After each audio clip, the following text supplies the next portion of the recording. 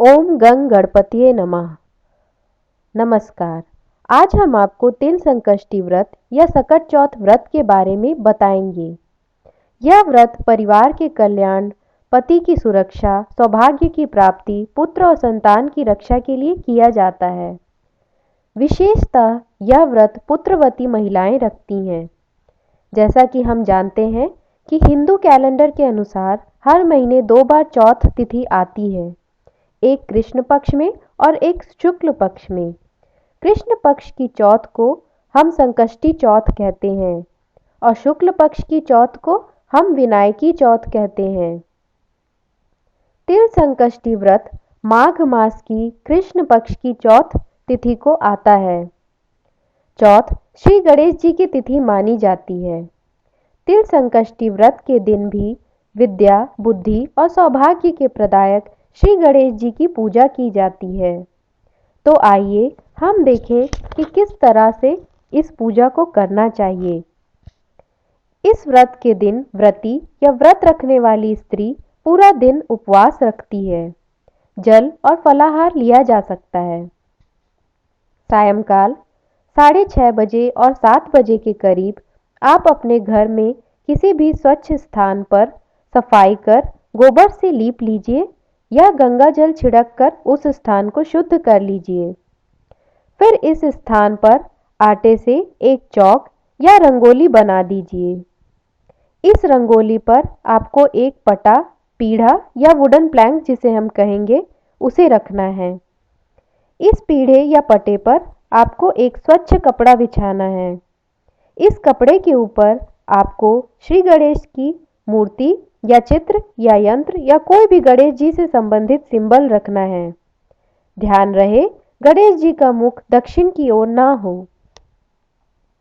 मूर्ति के आगे आपको दीपक वाला कलश जलाना है। अगर कलश उपलब्ध ना हो तो आप एक दीपक भी जला सकती हैं। ध्यान रखिए यह कलश और दीपक पूरी पूजा भर जलता रहेगा। अब आप खुद भी एक साफ ऊन के आसन अथवा कोई भी स्वच्छ कपड़े के आसन पर भगवान के सामने बैठ जाइए। अब आपको पूजा प्रारंभ करनी है। सबसे पहले आपको श्री गणेश जी को प्रणाम करना है और उनका आशीर्वाद लेना है। फिर आपको उन्हें दूध मिश्रित जल छिड़ककर स्नान कराना है। तत्पश्चात उन्हें सिंदूर, हल्दी, चंदन, अक्षत आदि से तिलक करना है। फिर उन्हें वस्त्र और यज्ञोपवीत जिसे हम जनेऊ कहते हैं वह चढ़ाना है। फिर आपको दूब, फल, फूल और नारियल श्री गणेश जी को अर्पण करना है। फल में अमरूद और ईख यानी कि गन्ना प्रमुख हैं। अगर आपको उपलब्ध हो जाए तो, अथवा आप कोई भी फल चढ़ा सकती हैं। अब आपको नैवेद्य चढ़ाना है। नैवेद्य का मतलब प्रसाद से है, जिसमें कोई भी मिठाई और लड्डू हो सकता है। जैसा कि हमें ज्ञात है कि इस व्रत का नाम तिल चौथ है, इसलिए इस दिन तिल का विशेष महत्व होता है और मुख्यतः लोग तिल से बनी मिठाई, तिल के बने लड्डू, तिल की बनी पपड़ी आदि चढ़ाते हैं। इस दिन तिल और गुड़ से बना एक विशेष प्रकार का नैवेद्य चढ़ाया जाता है, जो कि पूजा के लिए जरूरी है और जिसे कि पहाड़ कहा जाता है। यह तिल और गुड़ के मिश्रण से बनता है।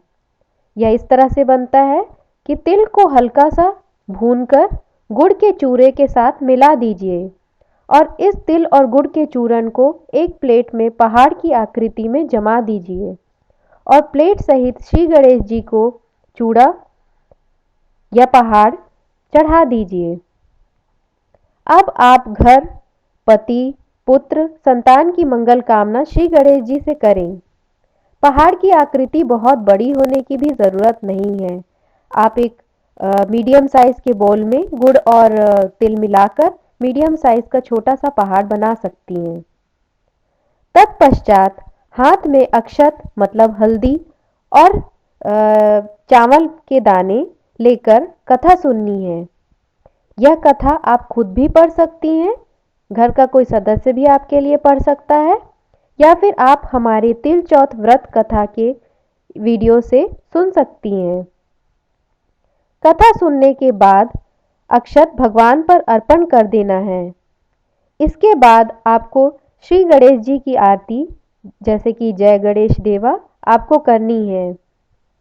आरती के बाद जब चंद्रोदय हो जाए तब आपको चंद्रमा को दूध मिश्रित जल से अर्घ देना है, फूल और अक्षत चढ़ाना है, नैवेद्य चढ़ाना है और चंद्रमा की आरती करनी है और उनसे भी घर परिवार की मंगल कामना करनी है। तिल और गुड़ का वह पहाड़ आप श्री गणेश जी के सामने रात भर ढक कर रहने दीजिए। पूजा समाप्ति के बाद आप फलाहार कर सकती हैं।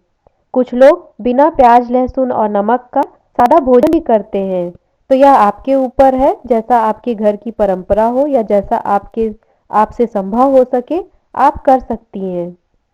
दूसरे दिन सुबह नहाकर आपको गणेश जी पर पुष्प अर्पित करना है, आरती और अगरबत्ती दिखानी है। फिर अपने पुत्र को बुलाकर उसे चांदी के सिक्के से या किसी भी सामान्य सिक्के से उस तिल गुड़ के पहाड़ को फोड़ने के लिए कहना है। इस तरह से आपकी यह पूजा संपन्न होती है।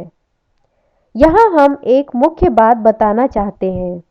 उस तिल गुड़ के पहाड़ को आप अन्य प्रसाद के साथ लोगों में बांटें, जैसे कि घर परिवार के लोग, पड़ोसी, किसी को भी आप प्रसाद दे सकती हैं।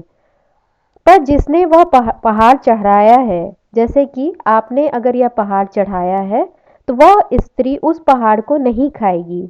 अर्थात अपने द्वारा चढ़ाया गया पहाड़ आप प्रसाद के रूप में नहीं खाएंगी। अन्य और मिठाइयाँ और फल आप खा सकती हैं, पर वह पहाड़ जो कि आपने खुद चढ़ाया है उसे आप नहीं खा सकती। हाँ, अगर कोई अन्य स्त्री उसके द्वारा चढ़ाया हुआ पहाड़ आपको प्रसाद के रूप में देती है तो दूसरे का आप खा सकती हैं, पर खुद का चढ़ाया हुआ पहाड़ प्रसाद के रूप में आप नहीं खाएंगी।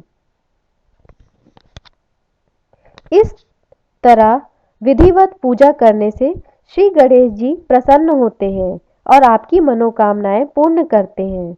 आशा है यह जानकारी आपके लिए उपयोगी होगी। इस पर्व की आप सबको ढेरों शुभकामनाएं। धन्यवाद।